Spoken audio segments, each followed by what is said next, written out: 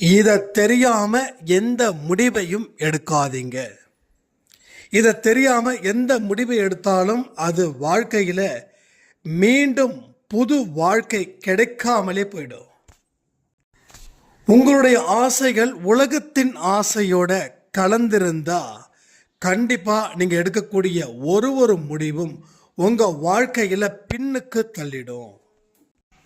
இந்த உண்மையை மட்டும் நீங்க புரிஞ்சுக்கிட்டாவே போதும், அடுத்த சில வருஷத்திலேயே உங்க கையை கடவுள் ஓங்க வைப்பார். உங்களுக்கு ஒரு சின்ன துன்பம் ஏன் தெரியுமா நடக்குது? இது நடக்கணுன்ற ஒரு பெயருக்காக நடக்குது. ஆனால் இந்த துன்பம் கூட ஏன் கடவுள் கொடுத்தாருன்னு நினைக்கிறீங்க? ஆனால் வெளியில இருந்து பார்க்கறத விட வெளிக்கண்களுக்கு தெரியாம நடக்கக்கூடிய சம்பவங்கள் ஏராளமாக இருக்கு. நல்லா புரிஞ்சுக்கோங்க. இந்த துன்பத்தில் இருந்த மேல முடியலையே, கடவுள் எனக்கு இவங்களை காட்டினாரு, இப்படிப்பட்ட வாழ்க்கை கொடுத்தாரு, ஆனால் இதன் மூலமாக எனக்கு தோல்விகள் வந்ததேன்னு சொல்லி புலம்புறீங்களே, அந்த புலம்பல்கள் இந்த பதிவின் மூலமாக துல்லியமாக நீக்கப்படுகிறது. மனசை கட்டுப்படுத்தலை அப்படின்னா நம்ம வாழ்க்கை சுத்தமாக நம்ம கண்ட்ரோலில் இல்லாமல் அது முடிஞ்சிடும். இத்தனை நாள் முடிஞ்சிடுச்சே, இனி என்ன அப்படின்னு நினைக்க வேண்டாம். முயற்சி செய்யுங்க. முயற்சி செய்தால் நடக்க வேண்டிய அத்தனை சுப காரியங்களும் 100க்கு 100 நடந்தே தீரும். சாய்ராம். என் உயிரின் உயிரானவர்களே, இந்த வாரம் சிறப்பாக இருக்க சாய்பா கிட்ட பிரார்த்தனை பண்ணி இந்த பதிவை நான் ஆரம்பிக்கிறேன். சில பேருக்கு ஒரே குழப்பம். கடவுள் அவருக்கு விருப்பமானது படிதானே நான் வாழ்ந்தேன், ஆனா என் வாழ்க்கையில் நான் 100க்கு 100 நடக்கும் அப்படின்ற ஒரு விஷயம், ஒரு தோல்வியை அடைஞ்சிருக்கேன். இது நான் கடவுளை குறை சொல்லலாமா, கடவுள் மேல கோபப்படலாமா அப்படின்னு ஒரு கேள்வி. ஏன்னா இந்த ஒரு வாரத்தில் மட்டும் நான் நிறைய பேரை இந்த விஷயத்தை கேட்க சாய்பா எனக்கு வச்சார். தம்பி, எல்லாமே அவர் சொன்னது போலதான்ப்பா நாங்கள் வாழ்க்கையை அமைச்சோம். எந்த இடத்துலையும் ஒரு சின்ன தடை கூட வரல, ஒரு தடங்கள் கூட வரல. ஆனால் எல்லாம் முடிவானதுக்கு அப்புறம் இருக்கக்கூடிய பிரச்சனைகள் இருக்கே, அதை தாங்கிக்க முடியாத அளவுக்கு பிரச்சனை இருக்குது. அப்போ ஏன் கடவுள் இந்த விஷயத்தை என் கண்ணில் காட்டணும்? ஏன் அதை தட்டி பறிக்கணும்? அதுக்கு கண்ணில் காட்டாமலே இருந்திருக்கலாமே அப்படின்னு ஒருத்தவங்க 2 பேர் இல்லை, கிட்டத்தட்ட ஒரு 7-8 பேர் பக்கமாக இதை திரும்ப திரும்ப திரும்ப சொன்னதால தான் இன்னைக்கு இந்த பதிவை நான் கொடுக்குறேன். இது உண்மையா அப்படின்னா 2 விஷயத்தை நாம் இங்கே டிசைட் பண்ண முடியும். ஏன்னா எதையுமே இதுதான் அப்படின்னு அடித்து இங்கே பேசிட முடியாது. உங்களுக்கு 2 ஆப்ஷன் நான் கொடுக்குறேன். அந்த 2 ஆப்ஷனில் ஒரு ஆப்ஷன் நிச்சயமாக இருக்கும், 2ல் 1 நிச்சயமாக இருக்கும். அதில் எந்த மாற்றமும் இல்லை. பதிவை முழுமையாக கேட்கணும். சும்மா கேட்டுட்டு ஓகே அவ்வளோதானா, சான்ஸே இல்லை. நீங்கள் எந்த அளவுக்கு டீப்பாக கேட்குறீங்களோ இனி வரக்கூடிய காலத்தில் நீங்கள் நிச்சயமாக காப்பாற்றப்படுவீர்கள். நீங்கள் 100க்கு 100 காப்பாற்றப்படுவீர்கள். இது 100% எழுதி வச்சுக்கோங்க உங்கள் டைரியில். ஏன்னா இந்த பதிவை முழுமையாக கேட்காம நீங்கள் சரிபாதியாக கேட்டீங்க அப்படின்னா மீண்டும் ஒரு தோல்வியில் நீங்கள் விழுந்துடுவீங்க, மீண்டும் ஒரு அவமானத்தில் விழுந்துடுவீங்க, மீண்டும் எழுந்திருக்க முடியாத அளவில் போயிடும். இப்பயாவது எழுந்திருக்க முயற்சி பண்ணுறீங்க. முயற்சி பண்ணுறவங்கள சில பேர் எழுந்திருக்கிறாங்க, சில பேர் முயற்சி பண்ணிட்டு எழுந்திருக்க முடியல, கீழே பொத்துன்னு விழுந்துடுறாங்க. பட் அடுத்த ஒரு அடி, அடுத்த ஒரு தோல்வி, அடுத்த ஒரு அவமானம் எழுந்திருக்க விடாமல் செய்துவிடும். அதனால தான் இதை மிகுந்த எச்சரிக்கையோட இந்த பதிவை உங்களை நான் கேட்க சொல்லுறேன். எச்சரிக்கையோடு கேளுங்க. இந்த 2 ஆப்ஷன்ல முதல் ஆப்ஷன் என்ன தெரியுமா? நம்ம ஒரு கணக்கு போட்டு அந்த கணக்கு சரியானது தான், இந்த கணக்கை அவர்கிட்ட ஒப்படைச்சிட்டா அவர் 100க்கு 100 மதிப்பெண் கொடுத்துடுவார்ன்ற நம்பிக்கையோட அந்த கணக்கை நாம் ஆரம்பிக்கிறது. அதில் எந்த இடத்துலையும் உங்களுக்கு குழப்பமே இருக்காது. இதுதான் உங்களுடைய பேட் லக்குன்னு சொல்ல முடியும். அப்போ இந்த கணக்கை ஏன் நம்ம சரின்னு நினச்சி தப்பான ஒரு கணக்கை போடுறோம் அப்படின்னா, நாம் மனசில் எதை அதிகமாக விதைக்கிறோமோ அதை அறுவடை பண்ணுறோம் அப்படின்றத நீங்கள் கேள்விப்பட்டிருக்கீங்க இல்லையா? அதுபோல் நாம் எதை நினச்சி இந்த உலகத்தில் இயங்குகிறோமோ அது எல்லாம் நமக்கு சொந்தமாக போயிடுது. அது நமக்கு எல்லாம் சொந்தமாக போயிடுது. அப்போ சொந்தமாக்கி கொள்பவைகளால் தான் பிரச்சனைகள். ஒரு மோசமான ஒரு மனுஷனை நீங்கள் உங்களை சொந்தக்காரனா, உங்களோட வெல்விஷரா நீங்கள் சொந்தம் கொண்டாடினா பிரச்சனை அவனுக்கு இல்லை. ஏன்னா அவன் ஆல்ரெடி மோசமானவன். பிரச்சனை யாரு? நல்லவர்களாக இருக்கக்கூடிய உங்களுக்கு. அப்போ நம்ம கால்குலேஷன் எப்போ தப்பாக போகுது அப்படின்னா, நம்மளுடைய விருப்பத்தின் படி தான் இங்கே சில நிகழ்வுகளை இந்த பிரபஞ்சம் அப்படின்ற ஒரு ஆற்றல், ஒரு சக்தி அது கொண்டு வந்து சேர்க்குது. இன்னைக்கு உலகத்தில் 75% எதிர்மறை எண்ணங்கள் கொண்டவர்களே இருக்கிறார்கள். நம்புறீங்களா? முக்காவாசி பேர் எதிர்மறை எண்ணங்களால தான் இருக்கிறாங்க. என்ன இருக்கிற புண்ணியத்தை வச்சு தப்பிச்சுக்கிறாங்க, அவ்வளோதான். ஆனாலும் ஒரு பயத்தோடு தான் வாழ்ந்துட்டு இருக்காங்க. நான் இல்லாமல் போனால் என்ன ஆகும், அவர் இல்லாமல் போனால் என்ன ஆகும், ஏது நடக்கும், என்ன நடக்கும், சரியாக லைஃப்பை லீட் பண்ண முடியுமா, அப்படி இப்படின்ற மாதிரி. எத்தனை சதவீதம்? 75%. அப்போது எது மெஜாரிட்டி அப்படின்னா, நெகட்டிவ் தாட்ஸ் இருக்கிறவங்க தான். அதனால தான் எல்லாரையும் அது ஒரு பிடிக்குது. அப்போ நம்ம கால்குலேஷன்ஸ் எங்கே மிஸ் ஆகுது? அது சரியா தவறா அப்படின்னு தீர்மானிக்கும் போது, முதல் ஆப்ஷன் இந்த ஆப்ஷன். 2வது ஆப்ஷன் என்னங்க? ஒருவேளை உங்களுடைய கால்குலேஷன் எல்லாமே கரெக்டாக இருக்கும், ஆனால் தவறாக இருக்குதுன்னா அது மோஸ்ட்லி என்னவா இருக்கும்? 100% கர்மா தான். கடவுளோட விருப்பத்தின் படி தான் இந்த விஷயம் நடக்குது. கடவுளுடைய விருப்பத்தின் படிதான் இந்த விஷயம் தோல்வி அடையுது. கடவுளுடைய விருப்பத்தின் படிதான் இந்த துன்பத்தை நீங்கள் முழுவதுமாக அனுபவிக்கிறீர்கள். புரியுதா உங்களுக்கு? நல்லா புரிஞ்சுக்கணும். இதை 2 விஷயத்த. முதல் விஷயம் என்ன சொல்கிறேன்? நம்ம தப்பாக நினைச்சோம் இது கடவுள் தான் கொடுத்தாருன்னு. கடவுள் கொடுத்தாரு அப்படின்னா அது வெற்றிகரமாக இருக்கணும். சரி, அப்போ 2வது ஆப்ஷன் கடவுள் தானே கொடுத்தாரு அப்படின்னா அந்த தோல்வியிலேயும் உங்களை வெற்றியை காண முடியும். புரியுதா? தோல்விகளிலும் வெற்றியை காண முடியும். எப்படி? கடவுளுடைய அனுகிரகத்தின் படி இங்கே தோல்வி நடந்துச்சுன்னா. ஏன்னா இங்கே தோல்வியே ஒரு வரமாக பார்க்கப்படுகிறது. முதல் ஆப்ஷனில் தோல்வியாக தான் பார்க்கப்படுகிறது. அப்போ நம்ம மனசு சரிசமமான மனநிலையில் இருக்குதா? நம்ம மனசு எமோஷனலா இருக்குதா? நம்ம மனசு எந்தெல்லாம் ஆசைப்படுது? ஆசைப்பட்டதுக்கு தகுந்த மாதிரி தான் அந்த பார்வை இருக்குதா? இதெல்லாம் தான். அதாவது உங்களோட ஆசைகள் தான் ஏதாவது இடத்துல வெளிப்படுது. அதை புரிஞ்சுக்கோங்க. நீங்கள் ஆசைப்படுறதால தான் அது ஏதோ ஒரு இடத்துல, ஒன்றும் இல்லை, ஒரு டிவி வாங்கணும்னு நினைப்பீங்க. அதை நினச்சிக்கிட்டே இருக்கிறதால ஒரு நாள் இல்லை ஒரு நாள் நீங்கள் யூஸ் பண்ணிட்டு இருக்கிற டிவி கூட ரிப்பேர் ஆகும். நீங்கள் அந்த டிவியை எப்படா ரிப்பேர் ஆகிடுச்சுன்னு நினச்சி கையில் காசு இல்லைனாலும் ஒரு டியூவை போட்டு வாங்கிடுவோம். அப்போ கட்டும்போது தான் தெரியும் இது எவ்வளோ கஷ்டம் அப்படின்னு. அப்போ நீங்கள் ஆசைப்பட்டதால் நீங்கள் டிவி வாங்கணும் அப்படின்னு இந்த பிரபஞ்சம் ஓகே பண்ணுது. அப்போ எப்போ நீங்கள் டிவி வாங்குவீங்க? நீங்கள் யூஸ் பண்ணிக்கிட்டு இருக்கக்கூடிய டிவி ரிப்பேர் ஆனதுக்கப்புறம் வாங்குவீங்க. அப்போ அந்த ரிப்பேரும் ஆட்டோமேட்டிக்காக நடக்குது.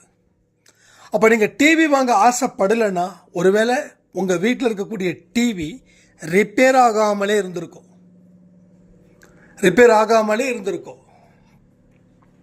ஸோ இதை ரொம்ப நுணுக்கமானது, ஆனால் சிறப்பானது.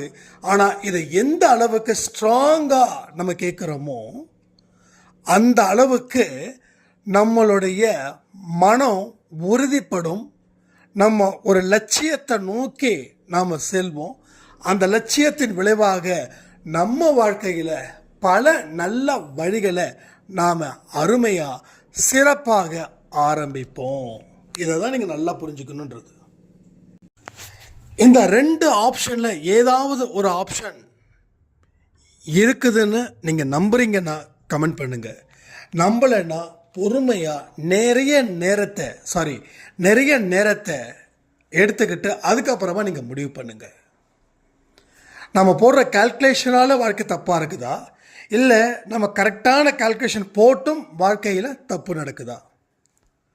கடவுளுக்கு எந்த இடத்துல நம்மளுடைய கணக்கை தப்பாக்குறாரு, இதை எல்லாத்தையும் நீங்கள் தெரிஞ்சுக்கணும். ஆனால் இப்போ நான் ஒரு விஷயத்த சொல்கிறேன்.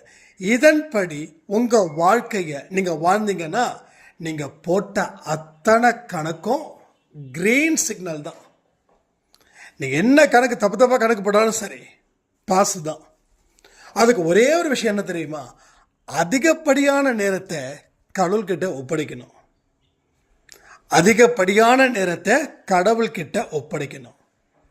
செய்ய வேண்டிய எல்லா செயல்களிலும் நல்லவைகளா தப்பானவைகளா, நம்ம குடும்பத்துக்கு ஏற்றதா நம்ம குடும்பத்துக்கு ஏற்பு இல்லாததா, நம்ம எடுக்கிற முடிவால் நம்ம பிறருடைய மனதை காயப்படுத்துவது போல இருக்குதா, இல்லை சந்தோஷப்படுத்துவது போல இருக்குதா?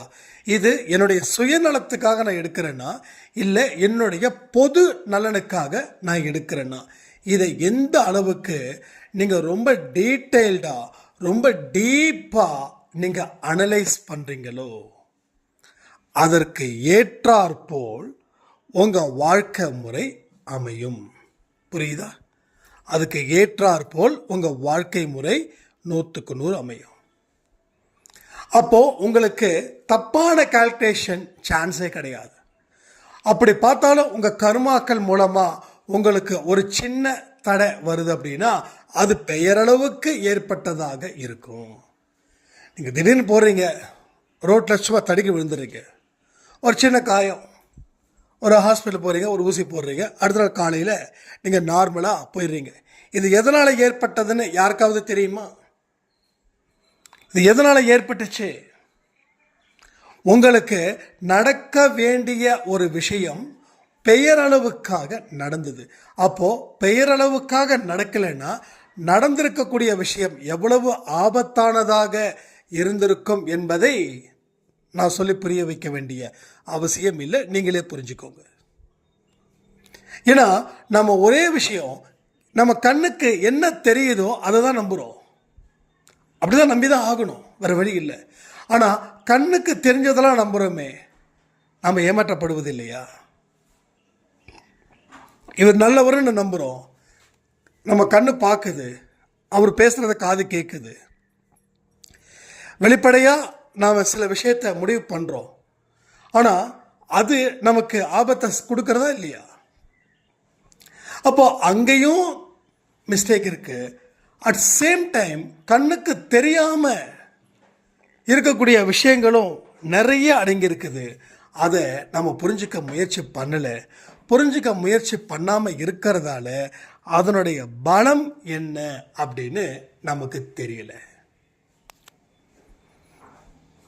இதை தான் நீங்கள் தெரிஞ்சிக்க வேண்டிய மிக முக்கியமான பாடங்கள் வாழ்க்கையில். அன்பே சாய் குடும்பத்தில் வந்ததுக்கப்புறம் பாடத்தை டீப்பாக படிக்கணும். ஒரு சின்னதாக ஒரு பாடத்தை படித்தா கூட அதை டீப்பாக படிக்கணும். ஏன்னா ஒவ்வொரு பாடத்திலையும் 1000, 2000, 3000 லட்சம் விதமான கருத்துக்கள் உள்ள அடங்கி இருக்குது. இதை நான் சொல்லலை, நம்ம அன்பே சாய் குடும்பத்தில் இருக்கிற ஒரு சாய்ராம் சொன்னது தான் நான் உங்களுக்கு சொல்கிறேன். ஏன்னா நமக்கு தெரியாது இல்லை, அப்போ அடுத்தவங்க சொல்லும்போது தானே நமக்கு நிறைய விஷயங்கள் தெரியும். சொல்கிறாங்க, ஒரு லைன் நீங்கள் சொல்லிட்டு போயிடுறீங்க, ஆனால் அப்படியே ஜர்க் ஆகுது,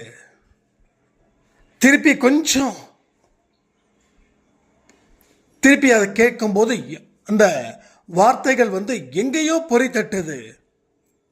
அதை யோசிக்க எங்கேயோ போய் பிடிக்கிறோம், அதுக்கப்புறம் தான் ஆரம்பம் இதுன்னு தோணுது அப்படின்னு ஒரு சாய்ராம் சொன்னாங்க. ஸோ வெளிப்படையான விஷயத்தை விட உள்ளுக்குள்ள நடக்கக்கூடிய விஷயங்களே வாழ்க்கைக்கு ஏற்றவைகளும் வாழ்க்கைக்கு அற்புதம் அதிசயம் வாய்ந்ததாகவும் இருக்கின்றது. அது ஒரு மிகப்பெரிய ஒரு விஷயங்கள்,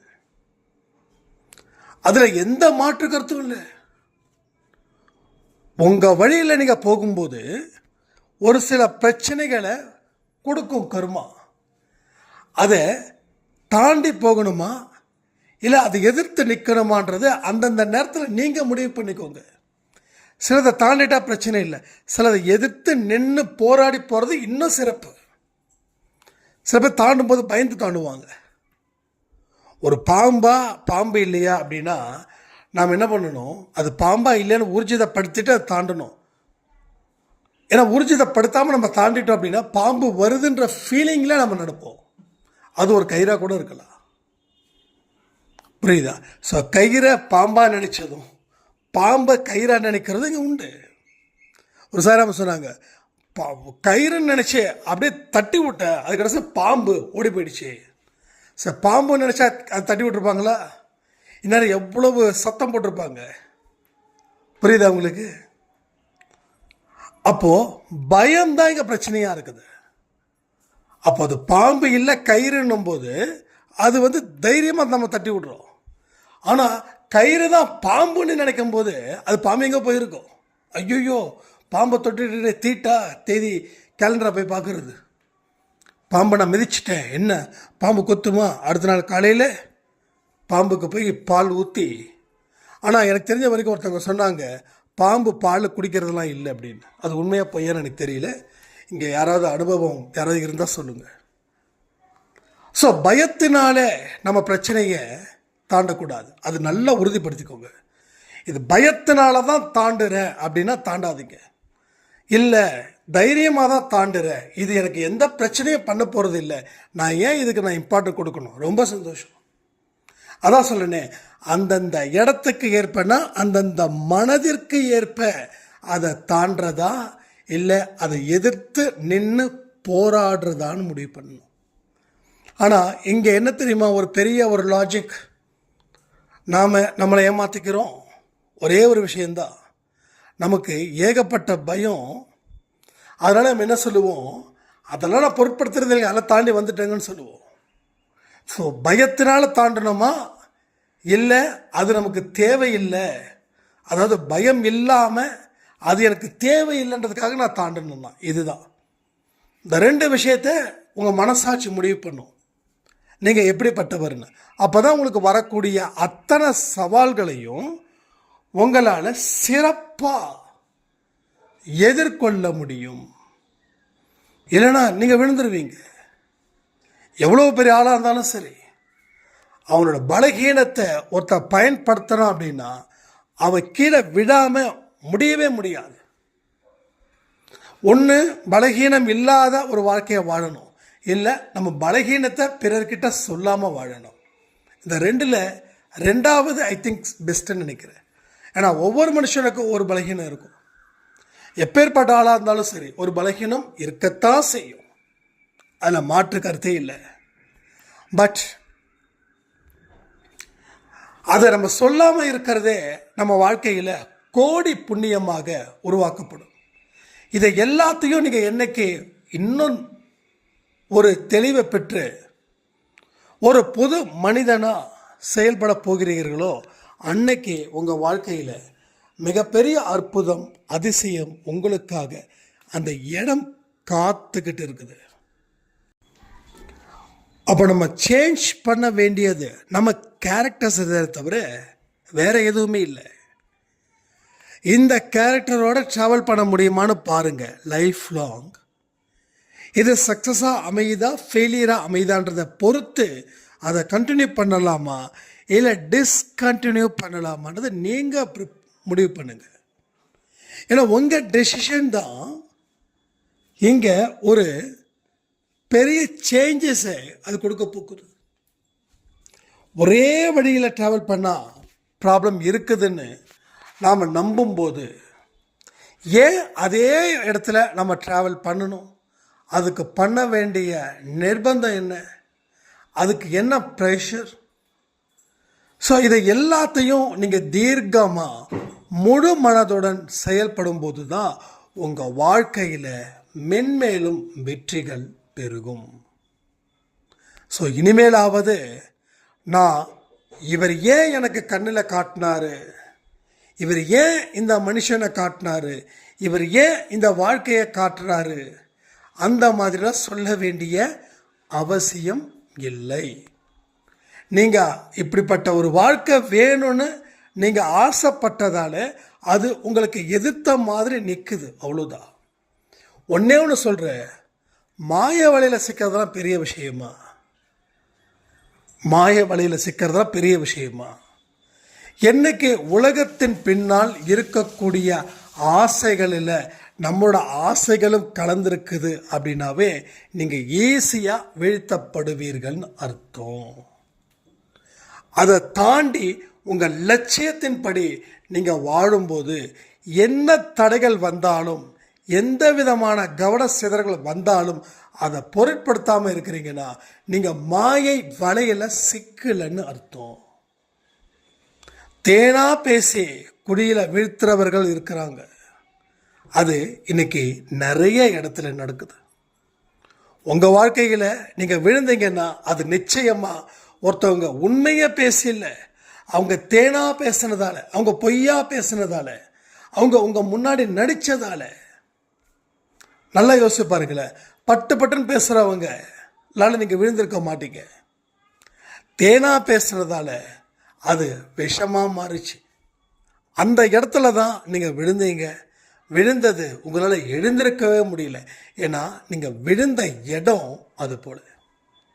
100 அடி பள்ளத்தில் விழுந்தீங்கன்னா எப்படி எழுந்திருக்க முடியும்? ஒரு 5 அடி ஒரு 10 அடினா ஓகே.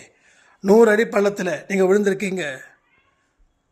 நீங்கள் என்ன தான் கற்றுனாலும் வெளியில் வர்றதுக்கு வாய்ப்பே இல்லாத மாதிரி தானே இருக்குது. புரியுதா உங்களுக்கு? அப்போது கடவுள் உங்களுக்கு உங்கள் வழியை தான் காட்டினாரே தவிர நீங்கள் உங்கள் ஆசைகள் உலக ஆசைகளோட கலந்ததால் சாத்தான் வளவிரிச்சா நீங்கள் விழுந்தீங்க, அப்படி வச்சுக்கலாம். இல்லை அப்படின்னா 2வது ஆப்ஷன்.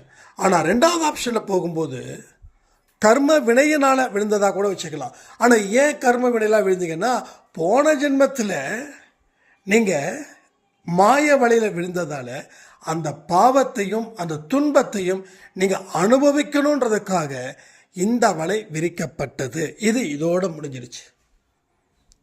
ஒரு மனுஷன் ஒரு விஷயத்தை பல தடவை செய்து தோல்வி அடைகிறான்னா அது கர்ம வினையினோட விரிக்கப்பட்ட வலை இல்லை. அது மாயை வலையில் விரிக்கப்பட்ட வலை. போன தடவையும் அதே தப்பை செஞ்சு வாழ்க்கையை இழந்தான். இந்த தடவையும் அதே தப்பை செஞ்சு வாழ்க்கையை இழக்கிறான். அடுத்த தடவையும் அதே தப்பை பண்ணி வாழ்க்கையை அவன் இழப்பான்.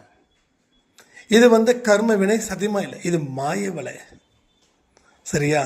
கர்ம வலையா இல்லை மாயை வலையா? எதில் நீ சிக்கிற, எந்த வலையில் சிக்கிறையோ அந்த வலைக்கு ஏற்றபடி தான் உன் வாழ்க்கை மாறும். நீ கர்ம வலையில் சிக்கினா தப்பிச்சிட்ட, ஆனால் மாய வலையில் சிக்கினா நீ மாட்டிப்ப. வாழ்க்கையை சரியான கண்ணோட்டத்தோட ஒரு தெளிவான ஒரு முழு முயற்சியோட ஒரு வழியை ஏற்படுத்துங்கள்.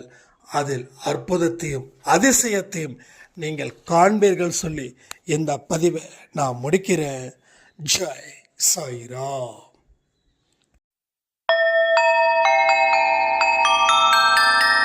ஓம் சாயிரா.